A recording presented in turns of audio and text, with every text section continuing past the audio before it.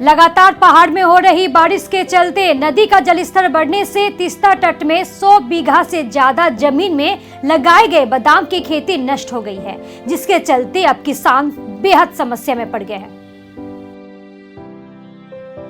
किसानों ने बताया कि हर साल की तरह इस साल राजगंज के तीस्ता नदी किनारे उन्होंने बादाम की खेती की, लेकिन कुछ दिनों से हो रही बारिश के कारण तीस्ता नदी का जलस्तर बढ़ गया है और गाजल डोबा बैरेज में पानी का दबाव कम करने के लिए पानी छोड़े जाने से नदी के किनारे कई बीघा जमीन पर लगे बादाम की खेती नष्ट हो गई है। किसानों ने बताया कि अभी बादाम की कटाई करने का समय है, इसलिए जमीन से बादाम निकालने का काम चल रहा था, लेकिन अचानक नदी का जलस्तर बढ़ने से तट पर लगाए गए बादाम की खेती पानी में डूब गए हैं।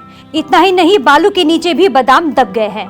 एक तरफ कर्ज चुकाने की परेशानी, दूसरी तरफ भारी नुकसान। इसके चलते किसान समस्या में पड़ गए हैं। इस परिस्थिति में अब बेबस किसान सरकार से मदद की आस लगाए हुए हैं। পাহাড়ে বৃষ্টি হয়েছে, আমাদের জানা ছিল না। এদিকে প্রচুর বৃষ্টি, আর 3টার সময় জল ছাড়ছে, আমাদের কাজের লোক ছেড়ে দিছি।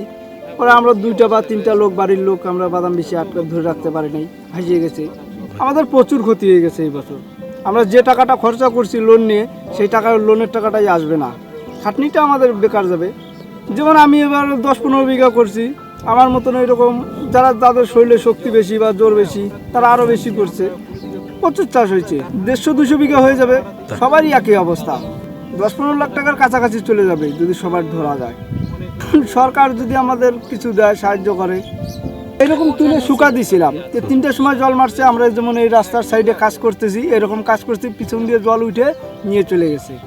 এই যেমন এখন আমরা রাস্তার ধার দিয়ে কাজ করতেছি, এরকম ওইটাও এরকমই করা হয়। এইভাবে এখানে শুকা দিয়ে হয়েছিল, ওই বাদামগুলো নিয়ে চলে গেছে। হঠাৎ করে নদীতে জল বাড়াতে আমাদের অনেক বাদাম ভাসে গেছে, অনেক ক্ষতি হয়েছে। হঠাৎ করে নদীতে এমন জল আসছে, বাদাম আমরা গুছাইয়ে আনতে পারিনি। বাদামের তো অত একটা ভালো হয় নাই ফলন এবার, কিন্তু যা হয়েছে ওটুকু যদি আনতে পারতাম তাও হতো, ওটুকু তো পুরো আনতে পারিনি। এখন তো বলতে গেলে অনেক চিন্তা, এখন এত লোন আছে, সব আছে, হ্যাঁ, এখন কি করে যে পয়সা উঠাবো ওটাই ভাবতেছি।